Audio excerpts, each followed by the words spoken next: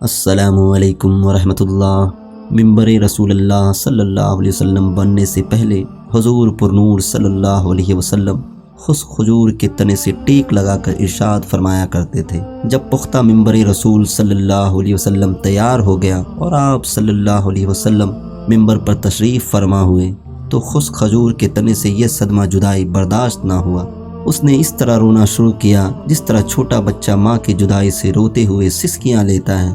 مولانا رومی رحمۃ اللہ علیہ فرماتے ہیں، خشک کھجور کا تنا جس کا نام استون حنانہ تھا، رسول اللہ صلی اللہ علیہ وسلم کی جدائی سے نالہ کر رہا تھا، مثل ارباب عقول کے، یعنی جیسے کہ وہ کوئی انسان ہو۔ اس آواز گریہ سے اصحاب رسول صلی اللہ علیہ وسلم تعجب میں پڑ گئے کہ یہ ستون اپنے پورے حجم، طول و عرض سے کس طرح رو رہا ہے۔ آپ صلی اللہ علیہ وسلم نے دریافت کیا، اے ستون تجھے کیا ہوا ہے؟ اس نے عرض کیا، یا رسول اللہ صلی اللہ علیہ وسلم، آپ صلی اللہ علیہ وسلم کی جدائی کا صدمہ مجھ سے برداشت نہیں ہوا۔ آپ صلی اللہ علیہ وسلم کی جدائی سے میری جان اندر ہی اندر جل رہی ہے۔ اس آتش غم کے ہوتے ہوئے آپ صلی اللہ علیہ وسلم کے فراق میں کیوں نہ آہو فگاں کروں؟ یا رسول اللہ صلی اللہ علیہ وسلم، آپ صلی اللہ علیہ وسلم ہی تو جان کائنات ہیں۔ آپ صلی اللہ علیہ وسلم پہلے مجھ سے ٹیک لگاتے تھے، اب مجھ سے الگ ہو گئے ہیں اور میری جگہ دوسرا ممبر پسند فرما لیا ہے۔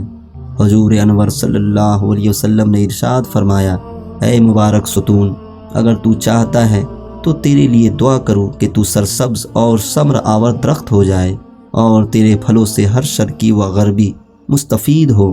اور کیا تو ہمیشہ کے لیے تر و تازہ ہونا چاہتا ہے یا تو پھر عالم آخرت میں کچھ چاہتا ہے؟ استون حنانہ نے کہا، یا رسول اللہ صلی اللہ علیہ وسلم، میں تو دائمی اور ابدی نعمت چاہتا ہوں۔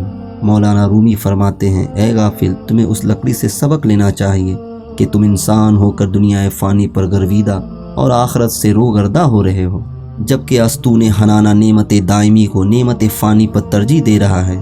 پھر اس استون حنانہ کو زمین میں دفن کر دیا گیا تاکہ مثل انسانوں کے روز جزا اس کا حشر ہو۔